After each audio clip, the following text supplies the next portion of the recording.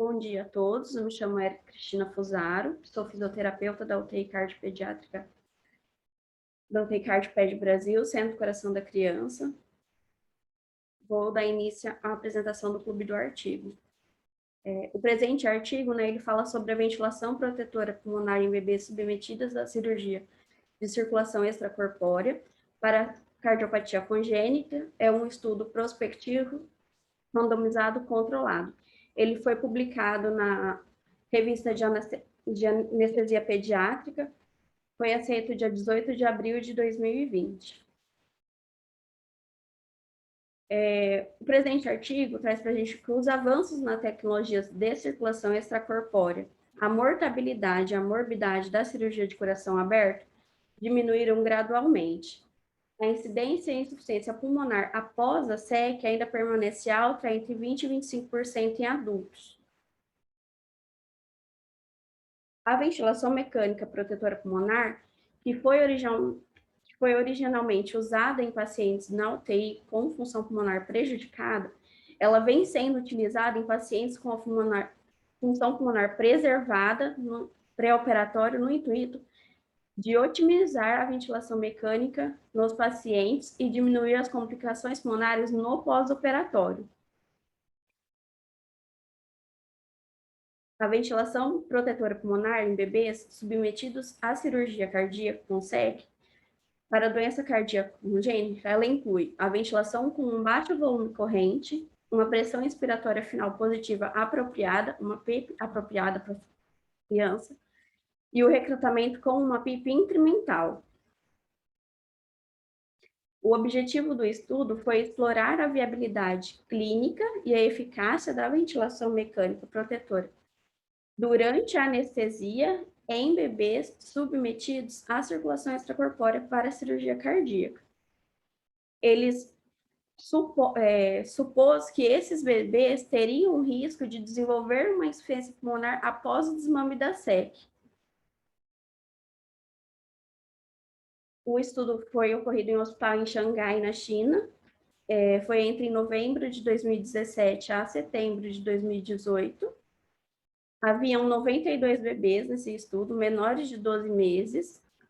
Foram excluídos 12 bebês que receberam ligadura do canal arterial, coarctação da aorta sem SEC e cirurgias paliativas, como, por exemplo, a bandagem do tronco pulmonar. Então, finalmente, 80 bebês que receberam a cirurgia de SEC para a doença cardíaca congênita, por meio da incisão external mediana com pensamento aórtico, foram incluídos para análise. Os pacientes foram incluídos igualmente, randomizados no grupo de ventilação mecânica protetora e no grupo de ventilação mecânica convencional na proporção de 1:1. Os pacientes que foram excluídos. Esses pacientes excluídos foram após a cirurgia. Os que teram shunts horizontais intracardíacos, residuais obstruções e outras malformações cardíacas que foram vistas no ecocardiograma, a insuficiência cardíaca esquerda no pós-operatório com uma fração de ejeção menor de 50%, os eventos adversos graves no grupo de ventilação mecânica protetora que duraram mais de 3 minutos, que não foram aliviados com doses rotineiras de vasoativos. Quem teve bradicardia, pneumotórax que não foi resolvido, drenagem do pulmonar. Então, a ventilação mecânica no grupo de ventilação mecânica convencional, o volume corrente foi regulado e monitorado pelo uma pressão, um pico inspiratório de 10 a 12 ml por quilo, para uma pressão máxima de 30 centímetros de água, uma relação inspiração-expiração de 1:1 a 2, e para a ETCO2 de 35 a 45 milímetros de mercúrio. E eles usaram uma PIP de 0. Após a SEC, de 3 a 5 ciclos respiratórios consecutivos foram realizados manualmente para as atelectasias e a pressão da via aérea mantida por 30 centímetros de água por 15 segundos. No modo de ventilação do grupo de ventilação mecânica protetora, o volume regulado foi monitorado de 6 a 8 ml por quilo, para uma pressão máxima menor ou igual a 30, a relação em Zs ficou de 1:1 a 2, e a EtCO2 menor de 50 milímetros de mercúrio, e eles utilizaram uma PIP. A PEC foi aumentada gradualmente de 0 a 15 centímetros de água e o intervalo entre cada incremento foi de 45 a 60 segundos. O valor da PIP foi reduzido de 15 centímetros de água a uma taxa de 2 centímetros por 30 segundos, até que eles viram que a complacência dinâmica caiu repentinamente e o valor da PIP naquele ponto foi considerado ótimo. Os parâmetros ventilatórios foram ajustados aos valores anteriores ao recrutamento pulmonar, mas também o valor da PIP foi ajustado a um nível de 2 centímetros de água acima do valor ideal da PIP, definindo até o final da operação. O modo ventilatório e parâmetros foram ajustados pelo médico assistente da UTI de acordo com os resultados da gasometria arterial. E o momento da extubação foi decidido de acordo com o estado hemodinâmico, respiratório, neurológico e outros parâmetros clínicos relacionados à criança. Os parâmetros vitais básicos que eles usou foi o pH, PCO2, a frequência cardíaca e a pressão. Monitoradas antes da SEC em T0, após o término da SEC, um muff de administração de protamina em T1, 10 minutos após a SEC em T2 e antes de sair da sala cirúrgica em T3. O drive pressure, a complacência dinâmica, PO2 e FO2, AO2, PCO2 e TCO2 foram monitorados em T1, T2, T3 e T4. O T4 considera 2 horas após a operação. A hipossemia prognóstica e complicações pulmonares no pós-operatório de SEC foi considerada menor que 300 em tempo de T2 até a alta da UTI. Tempo de extubação, permanência na UTI, internação hospitalar, pós-operatório e complicações pulmonares foram medidas comparadas entre os dois grupos. Reação adversa. A hipotensão, bradicardia, arritmia, pneumotórax e aumento de drogas vasoativas durante a ventilação mecânica intraoperatória, recrutamento pulmonar e titulação da PIP também foram registradas e comparadas entre os dois grupos. Análise estatística. Foram realizados no software SPSS 16.0 o teste de T, ou teste de U, de Mann-Whitney, foi usado para comparar os dados quantitativos. O teste de Q quadrado de Pearson, ou o teste de Q quadrado exato de Fisher, para comparar os dados categóricos. A tendência intragrupo e as interações intergrupais foram analisadas por medidas dependentes do modelo linear geral ou modelo linear misto. Então, eles consideraram significativo um valor maior que P menor que 0,05. O desfecho primário, então, foi a PO2 e a FO2 em T2, e o desfecho secundário foi a pressão de drive pressure, a complacência dinâmica, a DO2, PCO2, em T1 e T4, que é a relação de PO2 e FO2, hipocemia e prognóstico de complicações pulmonares. No primeiro gráfico, né, a gente tem o fluxograma do estudo, né? Então, eles incluíram 92 crianças. Aí, dessas 92 crianças, 12 crianças saíram do estudo, né? Por conta que 5 foram de cirurgia paliativa e outras 7 não usaram a circulação extracorpórea. Então, desses 92 pacientes, 80 pacientes foram incluídos no estudo, 40 foram para o grupo que foi da ventilação mecânica protetora. Desses 40, um paciente, ele evoluiu com um shunt intracardíaco no pós-operatório. Então, desses 40 pacientes, 39 pacientes foram analisados. E no grupo de ventilação mecânica convencional, dos 40 pacientes que foram randomizados, 2 pacientes foram excluídos, que um teve uma disfunção cardíaca no pós-operatório e também apresentou um shunt intracardíaco. Então, foram analisados 38 pacientes. Então, a população de estudo ficou no grupo de ventilação controlada, convencional, foram 38 pacientes analisados, e no grupo de ventilação mecânica protetora foram 39 pacientes. Na primeira tabela, que é os dados básicos de ajuste nas categorias, ele não mostrou uma diferença significativa entre os dois grupos. E não houve também diferença significativa na PAM, na frequência cardíaca e no pH. Porém, houve uma frequência significante na PaCO2 no grupo de ventilação mecânica protetora foi maior do que no grupo de ventilação convencional, tanto em T0, que era antes da SEC, como depois em T3. Então, a hipossemia após SEC no grupo de ventilação mecânica protetora foi menor do que no grupo de ventilação convencional. E não houve diferença significante nas complicações pulmonares, tempo de extubação e nos dias de internação no pós-operatório. Então, aqui nessa tabela, ele traz para a gente que o grupo de ventilação mecânica protetora foi a hipossemia foi menor do que no grupo de ventilação convencional. E o P traz para a gente que ele deu menor que 0,001, o que é estatisticamente significante.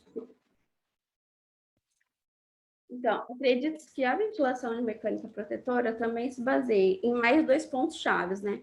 Que ela mantém o pulmão aberto por meio dos recrutamentos e, com isso, ajuda a prevenir a diminuição do volume pulmonar e também evitar o colapso do alvéolo por meio da ventilação com uma PEP individualizada e adequada para a cara do bebê. No grupo de ventilação mecânica protetora, pode reduzir a incidência de hipoxemia após a SEC até o momento da saída da UTI, por conta dessa melhor reabertura dos alvéolos colapsados e a redução do shunt intrapulmonar e manutenção da abertura alveolar contínua por uma PEP adequada. Bebês e crianças pequenas submetidas à cirurgia cardíaca são diferentes dos adultos, sabendo que a criança com doença cardíaca congênita, ela geralmente apresenta uma hipertensão arterial pulmonar, pneumonia e um centro respiratório mal desenvolvido antes da operação.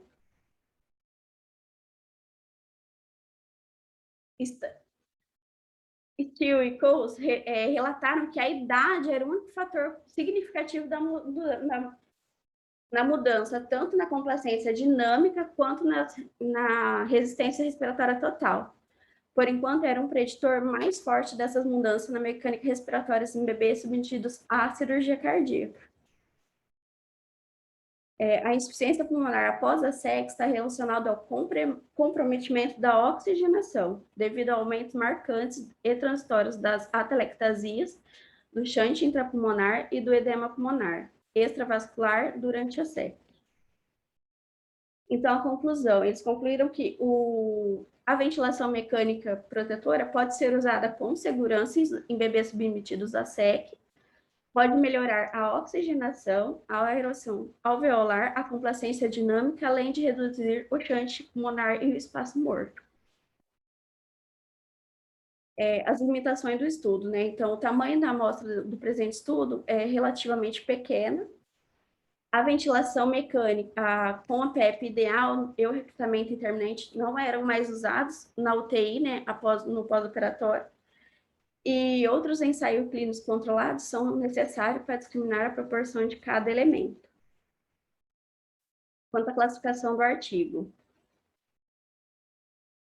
quanto a característica intrínseca foi quantitativo, quanto a característica ambiente laboratorial, quanto a característica do ambiente laboratorial experimental, quanto à temporalidade longitudinal, direção lógica natural e prospectivo de corte contemporâneo, quanto à finalidade ensaio clínico. Obrigada. Bem, então, é um prazer estar aqui novamente, participando do Clube do Artigo da Cardioped Brasil, Centro do Coração da Criança. E nós estamos hoje comentando o artigo apresentado pela Érica da ventilação protetora em crianças submetidas à cirurgia com circulação extracorpórea, né? Vejam, é um estudo que já no título ele indica que é um ensaio clínico randomizado, né? Prospectivo randomizado. Então, do ponto de vista técnico, são os melhores trabalhos, né? Você planeja o estudo, escolhe as variáveis que você vai estudar, manipula as variáveis, e tem o terceiro componente do estudo laboratorial experimental, que é fazer a randomização. Então, nesse aspecto, é uma coisa muito boa. E ele randomizou para 2 grupos, né? Um grupo que já foi bem comentado aí, com um volume de 6 a 8 ml por quilo, um PEP titulado e, no máximo, 15 centímetros de água. E o outro, o modo convencional, 10 a 12 ml por quilo, com PEP de 0, obviamente não havia titulação. Eu destaco que os eventos que foram estudados são eventos que a gente chama de eventos fracos, né? Eventos substitutos. Porque no ensaio clínico, o ideal seria buscar eventos duros, né? No caso de adultos, infarto, AVC, arritmias graves, septicemia, né?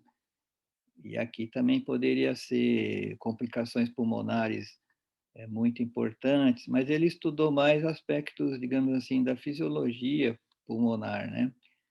Então, a pressão parcial de oxigênio, a dinâmica respiratória, se havia presença de hipoxemia ou não, né? E o único dado clínico realmente se haveriam complicações pulmonares no pós-operatório, não bem especificadas quais seriam, mas genericamente complicações pulmonares no pós-operatório.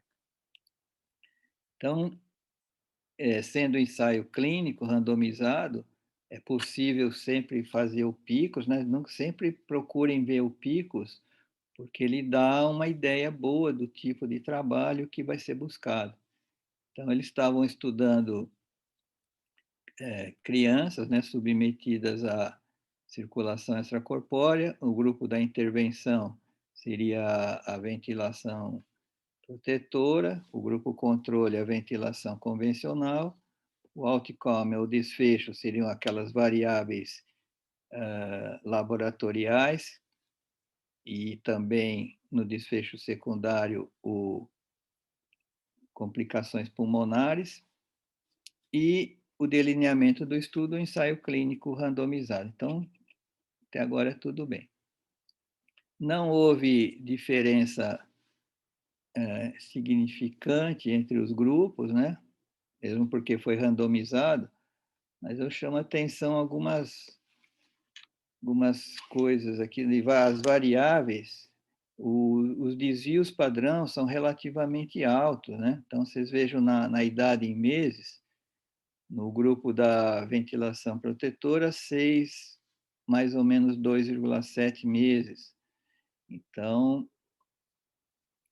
o desvio padrão está 30% da média, então é muito alto. O ideal é que fosse até 5%, 10% no máximo, né? Então, é uma amostra bem espalhada, digamos assim. E lembrando que aqui só tem 68%, né?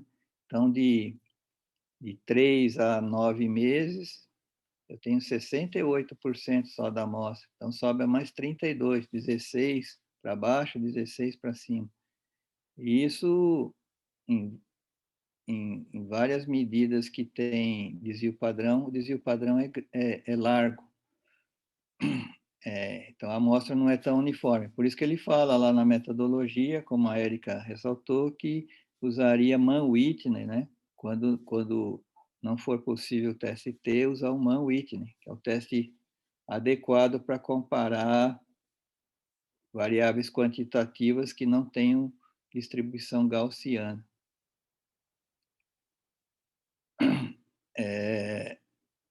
Como o doutor Pedro ressaltou, é alto o número, mesmo assim é alto aqui o número de pessoas com hipertensão pulmonar pré-operatória, 56% na ventilação protegida e 58% na ventilação convencional. Então, realmente, comprometimento pulmonar em criancinhas com cardiopatia congênita é alto. Agora, por outro lado, a grande maioria dos casos estudados foi no RACS 1 de categoria baixa, né? Então, de baixo risco. Isso pode falsear um pouquinho o resultado, porque pessoas de baixo risco tendem a complicar menos também, né? Só pelo fato de terem baixo risco. Os dados vitais, foi interessante que ele comparou em 4 tempos, né? Comparou o tempo inicial e a cada intervalo posterior. E aqui eu ressaltaria para tomar um pouco de cuidado que do T0 para o T1 de uma criança nem sempre é igual do T0 para o T1 de outra criança. Não são intervalos fixos, né? Por exemplo, daqui 30 minutos nós vamos medir, ou daqui 60 minutos. Esse tempo variava bastante. Então, lembrar que isso não é uma coisa sequencial, contínua, né? Ela é discreta, ela varia de pessoa para pessoa. Então, isso tem influência na interpretação do gráfico, que nós vamos ver o gráfico de evolução, que não poderia ser aquele gráfico que foi usado. E aqui está o gráfico. Então, ele compara a evolução das variáveis laboratoriais ao longo dos períodos e a gente vendo o gráfico parece que é tudo no mesmo tempo, né? O T2 de todo mundo era uma distância equivalente do T1 para todo mundo. Lá no trabalho ele dá a variável em tempo que foi entre uma pessoa e outra, né? Não foi fixo. Então, não sendo fixo, não poderia usar gráfico de linha, né? Este aqui é um gráfico de linha. O gráfico de linha é usado para tempo contínuo, né? Então, de T1 para T2 é a mesma distância de T2 para T3, de T3 para T4. Aqui seria mais adequado um gráfico de colunas, né? Como foram os valores no tempo T1, no tempo T2, mas na forma de coluna, porque não é realmente contínuo, porque você não sabe entre o T1 e o T2 o que aconteceu. Será que foi para cima, foi para baixo, ficou aí em cima da linha azul, como parece, né?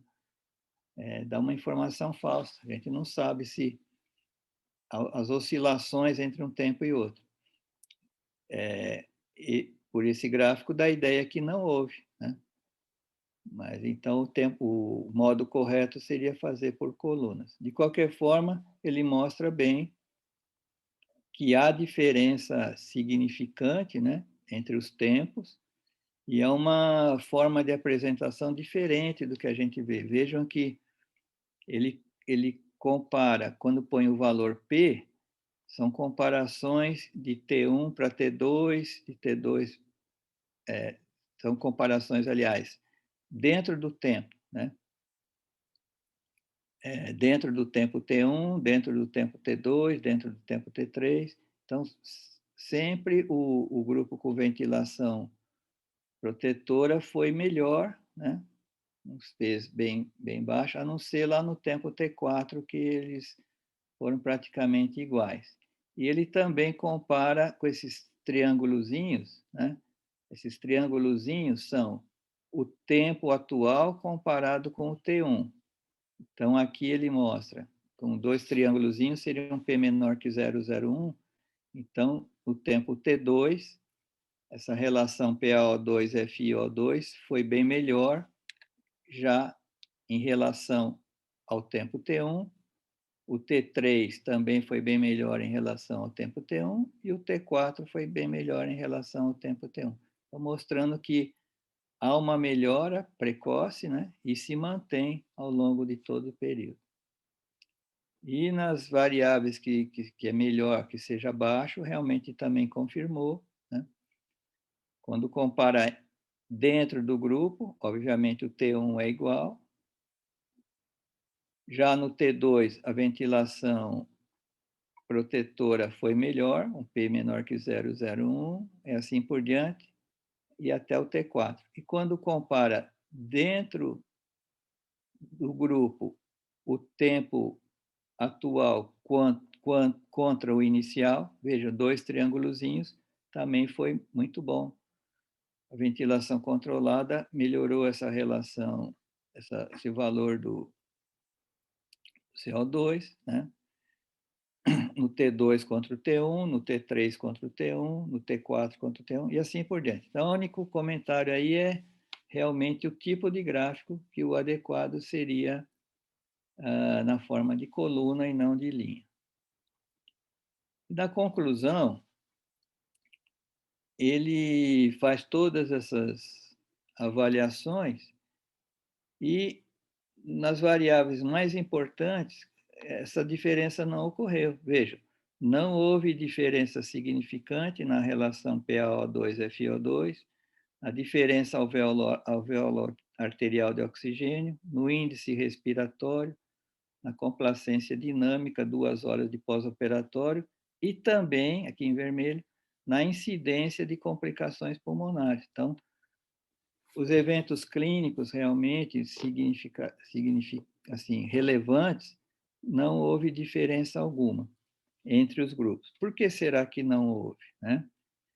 Seguramente por causa do tamanho amostral.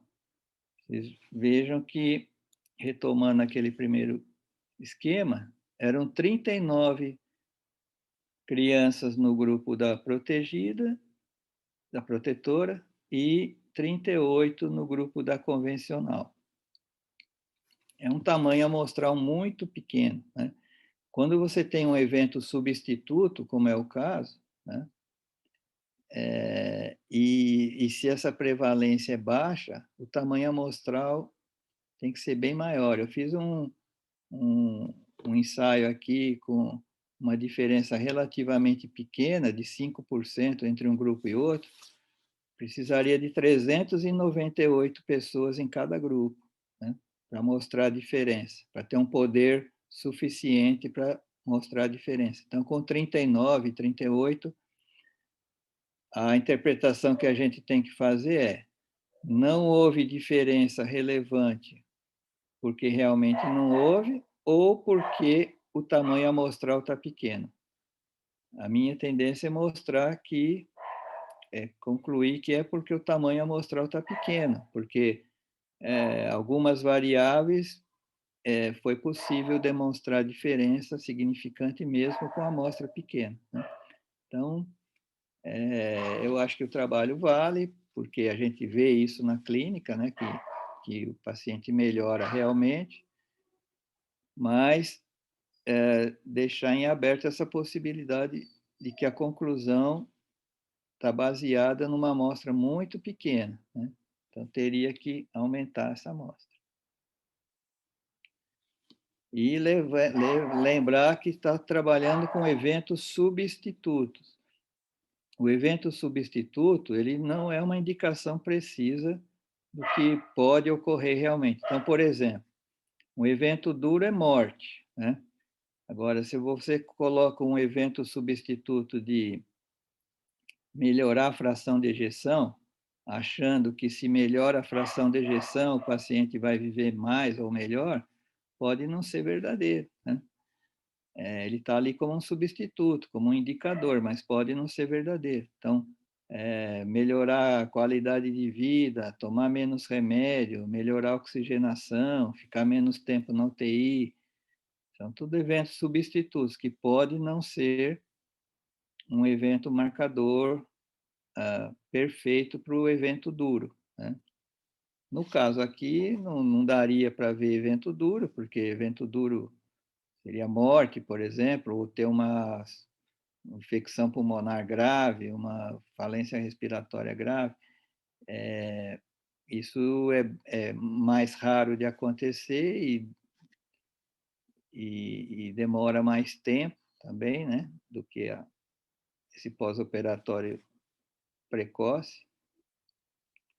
E com essa amostra pequenininha, então vocês imaginam, se uma coisa que ocorre 5% das vezes, que já é alto, em 40 casos só teria 2, né?